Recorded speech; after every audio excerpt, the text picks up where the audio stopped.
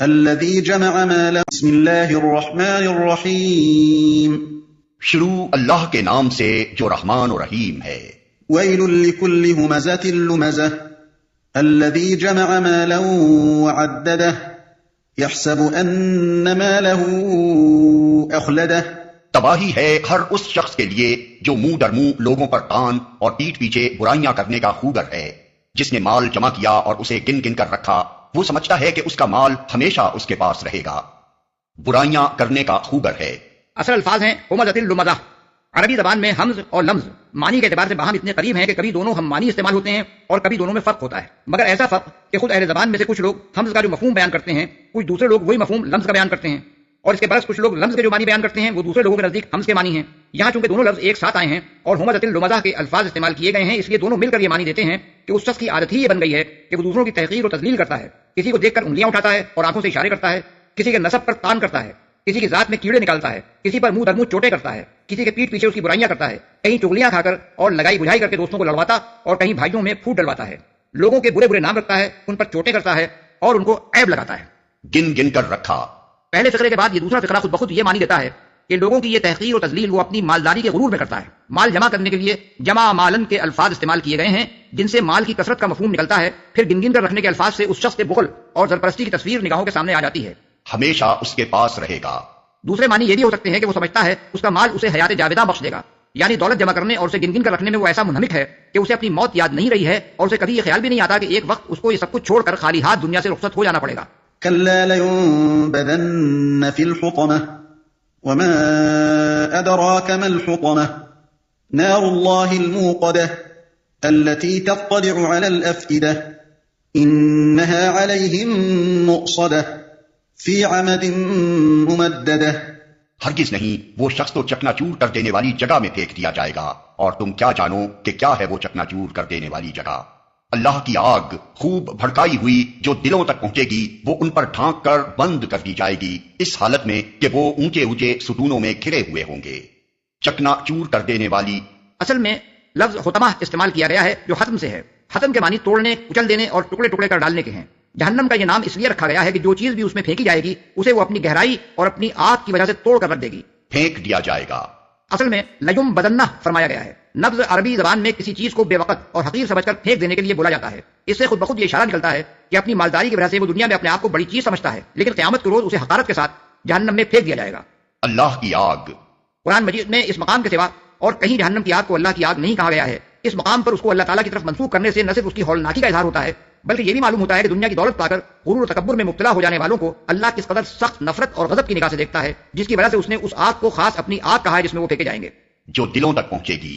असल अल्फाज हैं तत्तलिउ अलल अफइदा।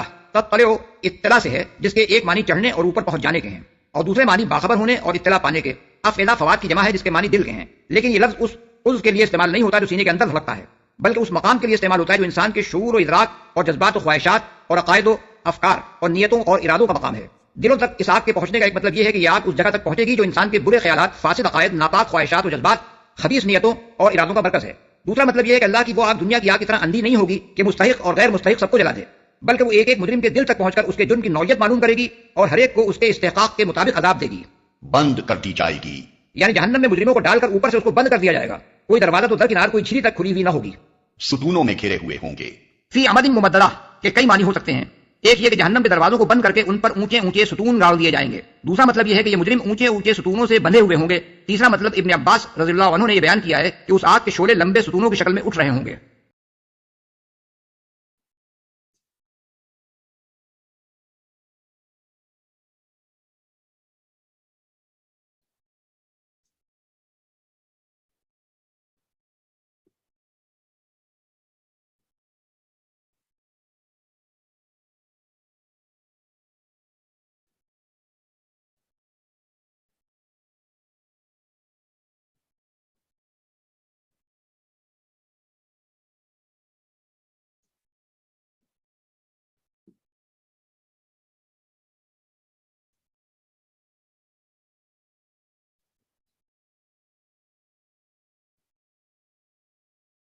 Assalamualaikum class. Let's begin our class officially today.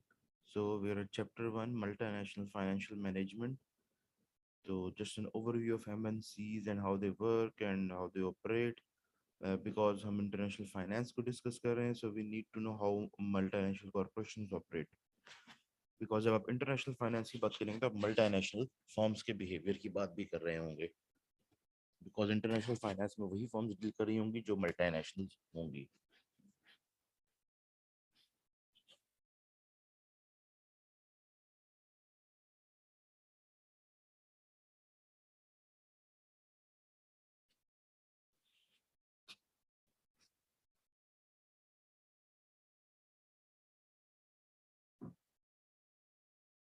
I think हमने ये डिस्कस करना शुरू किया था, तो हम इसको बस क्विकली ओवरव्यू लेकर यहाँ से आगे चलना शुरू कर देते हैं. So again, various business disciplines are integrated to manage the MNC in a manner that maximizes shareholders' wealth. क्योंकि आज shareholders की wealth की maximization हमारा key objective होता है. It's not like the old days कि आपको dividends increase के जो कंपनी dividends ज़्यादा देगी वो ज़्यादा अच्छी है, या जिस कंपनी के अंदर growth ज़्यादा होगी वो ज़्यादा अच्छी है. तो आज एक कॉन्सेप्ट जो हम यूज करते हैं या फाइनेंस के अंदर आप थॉरली यूज करेंगे थ्रू आउट दिस कोर्स, वो है कि हमारा की ऑब्जेक्टिव किसी भी मैनेजमेंट का या फाइनेंशियल मैनेजर का, इंटरनेशनल हो या नेशनल हो, वेल्थ मैक्सिमाइजेशन है. अब wealth maximisation is a very different concept than just dividends. Dividends का वो मामला सारा मैंने आपको समझा दिया था शू बॉक्स थ्योरी से, I think last time. Wealth maximisation क्या चीज है? वेल्थ मैक्सिमाइजेशन ये है कि अब शेयर होल्डर ये चाहता है कि उसका पैसा कंपनी में पड़ा रहे और कंपनी उसको दोबारा से इन्वेस्ट करके उसके ऊपर भी पैसा कमाए. सो शेयर होल्डर कहता है कि जी मुझे डिविडेंड देने की बजाय, इस पैसे को डिस्ट्रीब्यूट करने की बजाय जो प्रॉफिट के तौर पे हमने अर्न किया है, इससे आप दोबारा री इन्वेस्ट करें, कुछ और बनाए, कोई और काम करें इससे, और उससे जो पैसे आए वो भी मुझे दिए जाएं, उससे भी प्रॉफिट है वो भी मुझे, और फिर वो भी री इन्वेस्ट कर दिए जाएं. बिकॉज शेयर होल्डर अगर आज पैसे निकलवाता है तो उसको टैक्स देना पड़ेगा. ठीक है, एक तो पैसे निकलवाते ही टैक्स देना पड़ गया, और उस पर से लेट्स सपोज पैसों की जरूरत नहीं है, वो चाह रहा है कि ग्रोथ हो, मुझे मेरे एसेट्स के अंदर इजाफा होना चाहिए, मेरी वेल्थ में इजाफा होना चाहिए. सो एक तो उसको टैक्स नहीं देना पड़ रहा, टैक्स वो डेफर करता जा रहा है टू अ फ्यूचर डेट. और इसके अंदर एक बेनिफिट ये है कि time value of money, tax defer होता जा रहा है, लेकिन टाइम वैल्यू ऑफ मनी की वजह से जब फ्यूचर में कहीं वो टैक्स पे करेगा तो बहुत कम पे करना पड़ेगा.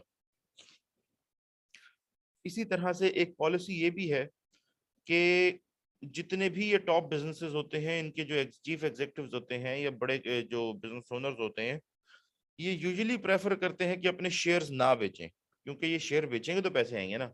ऐसे तो शेयर की वर्थ इंक्रीज हुई मार्केट के अंदर, लेकिन पैसे तो नहीं आ रहे, जो डिविडेंड था सिर्फ वो आया. तो ये जब शेयर बेचने के लिए ये ना शेयर नहीं बेचते अपनी, ताकि इनकी ओनरशिप चेंज ना हो बिजनेस के अंदर, और अगेन बेचेंगे तो फिर से टैक्स देना पड़ेगा. व्हाट दे डू इज कि वो अपने शेयर्स को कोलेटरल रखते हैं और बैंक से पैसे उठा लेते हैं, और उस पैसे के ऊपर वो अपनी सारी जिंदगी गुजारते हैं, अपने खर्चे पूरे करते हैं. And what happens is as soon as they die, तो शेयर जो है उनके बच्चों को ट्रांसफर हो जाते हैं. अब इस ट्रांसफर के ऊपर कोई टैक्स नहीं है, तो उन्हें कोई टैक्स पे करना नहीं पड़ता. सो इस तरह की टेक्निक्स भी हैं जिससे आप वेल्थ मैक्सिमाइज करते हैं सारी जिंदगी की, आपकी वेल्थ मैक्सिमाइज होती जा रही है और आपको टैक्स बच जाता है.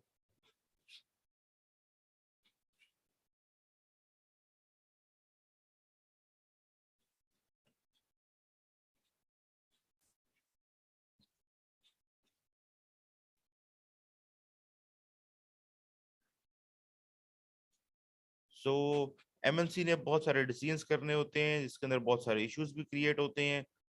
उसने डिसाइड करना है कि क्या करना है, कैसे करना है, किस कंट्री के अंदर किस तरह से ऑपरेट करना है. अगेन सेंट्रलाइज्ड भी हो सकती है डिसीजन मेकिंग और डिसेंट्रलाइज्ड भी हो सकती है, इसको हम आगे जरा डिटेल में डिस्कस करते हैं. लेकिन जब आप एक एमएनसी चला रहे होते हैं तो उसके अंदर एक प्रॉब्लम जो बहुत प्रोमिनेंट होकर आपके सामने आती है, जो बड़ा पर्टिकुलर इशू ऑफ कंसर्न है हमारे लिए, वो नंबर 1 है एजेंसी प्रॉब्लम. अब एजेंसी प्रॉब्लम क्या है? इफ यू सी के एजेंसी प्रॉब्लम ये है कि मैनेजमेंट के ऑब्जेक्टिव्स कुछ और हैं और शेयर होल्डर्स के ऑब्जेक्टिव्स कुछ और हैं. क्योंकि ये दोनों ऑब्जेक्टिव्स मैच नहीं करते, तो क्योंकि कंपनी को मैनेजमेंट चला रही है, शेयर होल्डर को कुछ नहीं पता कि कंपनी के अंदर क्या हो रहा है. अब शेयर होल्डर ने तो कभी कभी उसकी एनुअल रिपोर्ट देख लेनी है, कभी को मीटिंग अटेंड कर लेनी है, चलाना तो कंपनी को मैनेजमेंट ने है। मैनेजमेंट का ऑब्जेक्टिव वेल्थ मैक्सिमाइजेशन नहीं है। मैनेजमेंट का ऑब्जेक्टिव उनके अपने पर्सनल बेनिफिट्स हैं, उनकी सैलरीज हैं, उनकी परमानेंट जॉब है, ग्रोथ है, क्योंकि वो ग्रोथ दिखाएंगे और लेकिन स्लो ग्रोथ दिखाएंगे तो ही उनको उनके बोनसेस मिलते रहेंगे, उनकी जॉब मेंटेन रहेगी। ज्यादा ग्रोथ होगी तो उसके बाद अगर ग्रोथ रुक गई तो मैनेजमेंट की जॉब मुश्किल में भी आ सकती है। अब मैनेजमेंट के ऑब्जेक्टिव्स बड़े डिफरेंट से हैं, because they are the employees, और उनके सारे ऑब्जेक्टिव्स वो एम्प्लॉयज वाले हैं कि जी मेरे बेनिफिट में क्या चीज जाती है।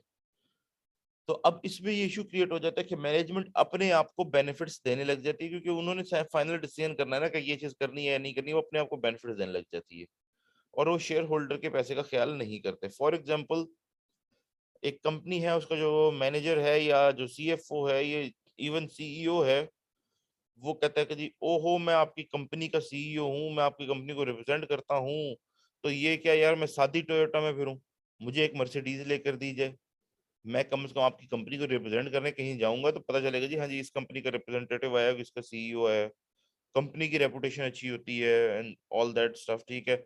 अब उसी ने डिमांड करनी है और उसी ने अप्रूव करना है, या बोर्ड से दो चार लोग और होंगे, लेकिन अप्रूव उसी ने करना है मेजोरिटी, तो वो अपने आप को पर्क्स एंड प्रिविलेज देगा डेफिनेटली। और फिर कि जी मुझे लेट सपोज जी ट्रैवल करना पड़ता है आपके लिए, तो प्राइवेट जेट भी हो, मुझे जी जाकर रहना पड़ता है दुबई के अंदर, तो वहां पर एक मकान हो, नहीं तो कम से कम एक पेंट हाउस सारा साल बुक रहे। सो थिंग्स लाइक दैट, वो अपने बेनिफिट्स करेगा, अपने आप को बोनस देने की कोशिश करेगा, अपने आप को पर्क्स एंड प्रिविलेज देने की कोशिश करेगा, ठीक है। क्लब्स की मेंबरशिप हो सकती है बहुत महंगी कि अपने आप को दे दे, ठीक है। अब इसमें होता क्या है, जब वो ये सारे खर्चे कर रहे होते हैं तो बेसिकली ये पैसा कहाँ से आना है। अगर वो एक प्राइवेट जेट परचेज कर लेते हैं, ये पैसा किसने देना है, उसकी फ्यूल, उसके पैलेट के एक्सपेंसेस, ये शेयर होल्डर्स के पैसे में से जाने हैं, क्योंकि शेयर होल्डर्स ने अपने पैसे लगाए जिसके ऊपर पैसा कमा रही है कंपनी। अब ये जो इसके ऊपर पैसा कंपनी कमा रही है, अगर इसमें से definitely you can say like, जब आप इनकम स्टेटमेंट बनाते हैं तो उसके अंदर आपने सेल्स के अंदर कॉस्ट सीजीएस जिसे हम कहते हैं, उसके बाद नेट, अब आपके पास ग्रॉस प्रॉफिट आता है जिसमें से आप अपने एक्सपेंसेस निकालते हैं, फिर आपका नेट प्रॉफिट आता है। तो जितने एक्सपेंसेस कम होंगे उतना नेट प्रॉफिट ज्यादा होगा, जितने एक्सपेंसेस वो अपने ऊपर बढ़ाते जाएंगे उतना नेट प्रॉफिट कम होता जाएगा। तो एक कॉमन सेंस की बात है कि जी, क्योंकि शेयर होल्डर को फर्क पड़ता है कि प्रॉफिट कितना आ रहा है, मैनेजर को फर्क नहीं पड़ता, उसकी सैलरी तो उतनी है ना, फिक्स रहेगी, वो काम करे ना करे, थोड़ा गलत करे। So the agency problem arises, क्योंकि मैनेजमेंट के ऑब्जेक्टिव टोटली और हैं, और बेसिकली जो शेयर होल्डर्स हैं उनके ऑब्जेक्टिव्स टोटली और हैं। So managers of an MNC may make decisions that conflict with the firm's goals to of maximizing shareholders' wealth. For example, a decision to establish a subsidiary in one location versus another may be based on the location's appeal to the particular manager rather than on its potential benefits to shareholders. A decision to expand a subsidiary may be motivated by a manager's desire to receive more compensation rather than to enhance the value of the MNC. ठीक है, this conflict of goals between a firm's managers and shareholders is often referred to as the agency problem. इसमें मैं आपको एक example share कर देता हूँ।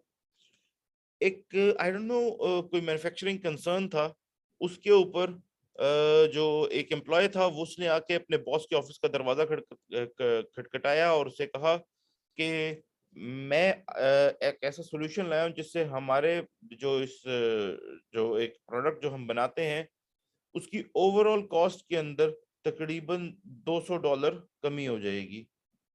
तो बॉस ने कहा वाओ फैंटास्टिक, मैं ये बात एडमिनिस्ट्रेशन को समझाऊंगा, ये बताऊंगा कि मेरी वजह से $200 का फायदा हुआ है, तो एडमिनिस्ट्रेशन बहुत खुश हो जाएगी।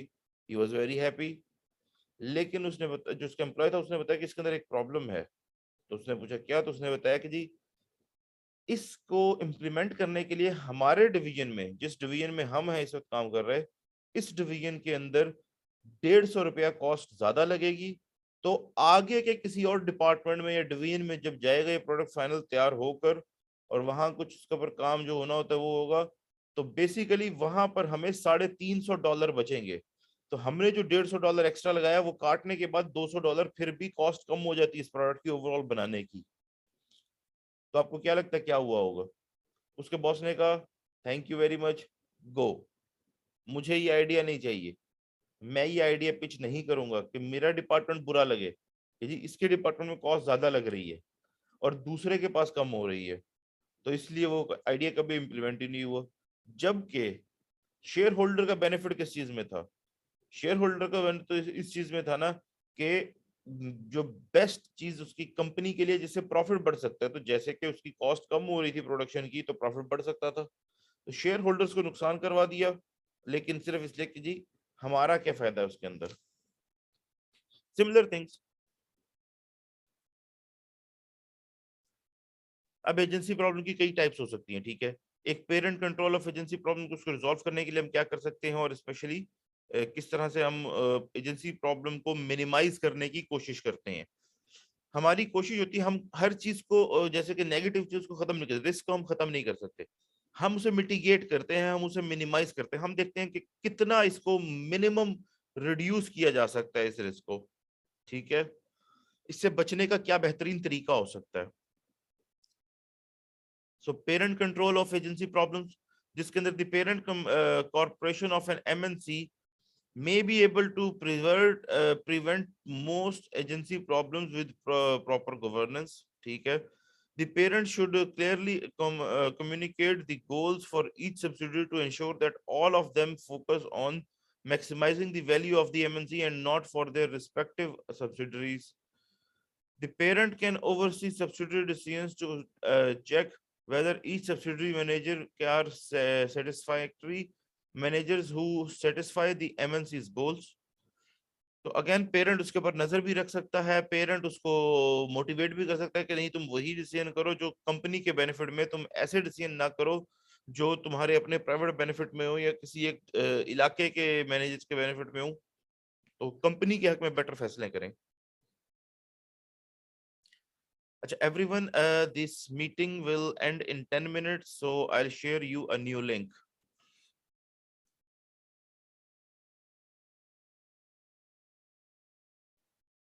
कहते हैं एक और जो चीज है जो कंपनी कर सकती है वो है corporate control of agency problems, ठीक है।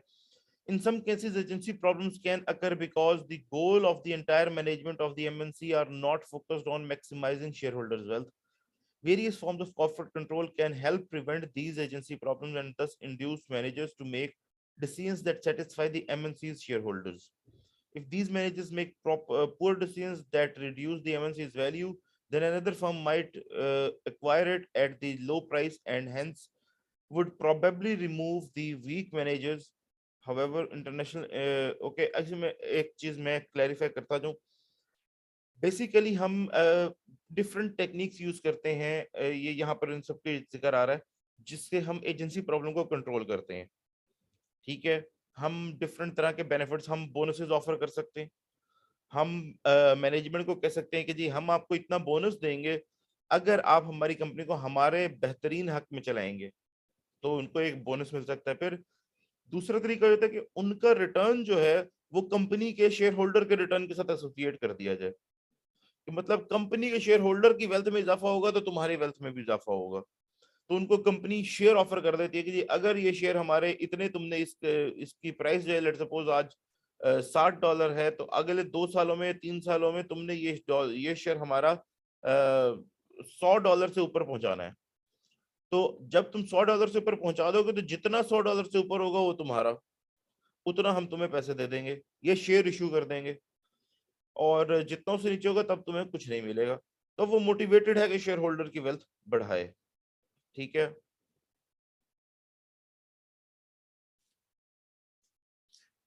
तो my mouth is getting dry, so इस वजह से भी जरा I have to take breaks. Where was आई?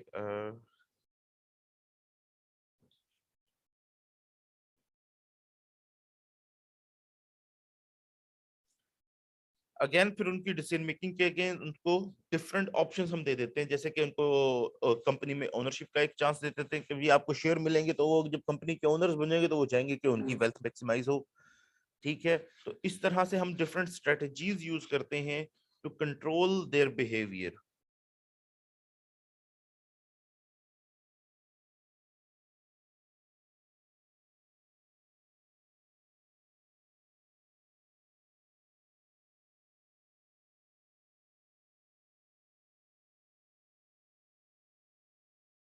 हाँ, अब इसके बाद ये अगर हम एसओएक्स को डिस्कस कर लेते हैं, SOX improve the corporate governance of MNCs. Basically 2001 में आई थिंक एनरॉन बैंकरप्ट हो गई थी। एनरॉन एक अमेरिका की बहुत बड़ी कंपनी थी जिसके अंदर एनरॉन था या एनरॉन थी, I think so, if I am not forgetting, Enron ही थी आई थिंक।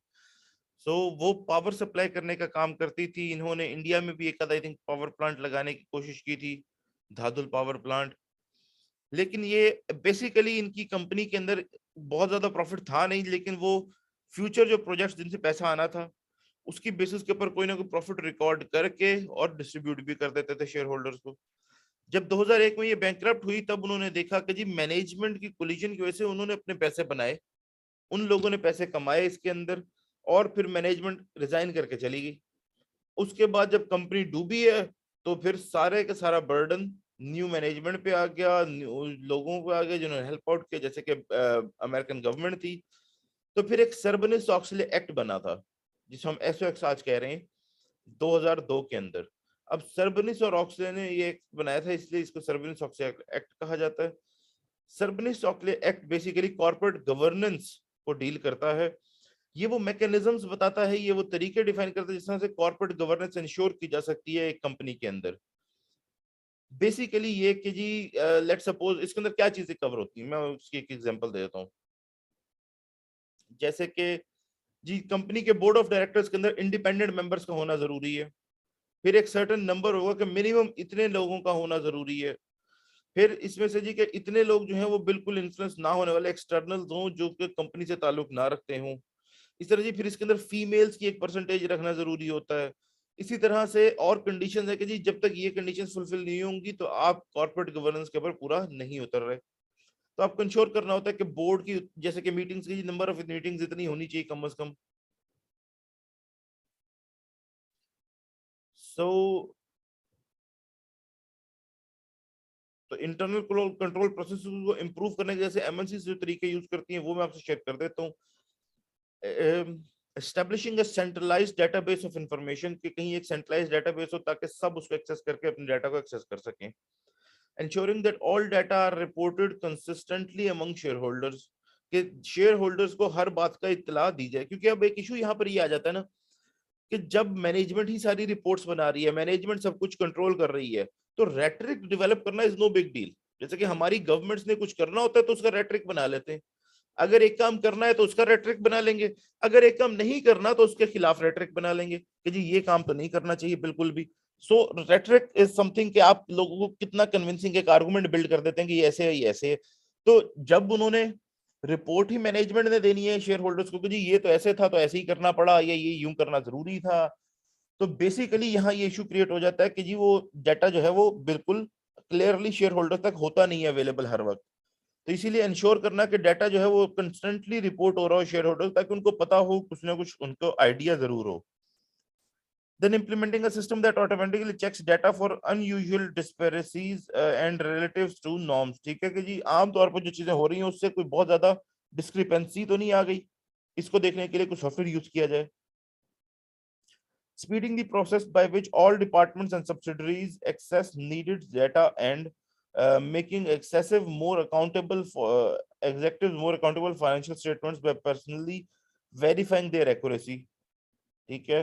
सो सब्सिडीज का डाटा शेयर हो, और उसके अलावा जो एग्जेक्टिव्स हैं वो पर्सनली वेरीफाई करें आपके जो अकाउंट्स का डाटा है उसको, ठीक है। तो इस तरह की डिफरेंट कंडीशन थी। और फिर ये भी कि कॉर्पोरेट गवर्नेंस के अंदर के जी बोर्ड के ऊपर कितने मेंबर्स होंगे, कितने इंडिपेंडेंट होंगे, उनमें क्या खासियत होनी चाहिए, तो इसकी बेसिस के ऊपर हम फिर कॉर्पोरेट गवर्नेंस का एक पूरा मैकेनिज्म बनता है जिसके अंदर आप कंपनी को गवर्न करते हैं कि वो सही तरह से शेयर होल्डर्स की वेल्थ को प्रोटेक्ट करे।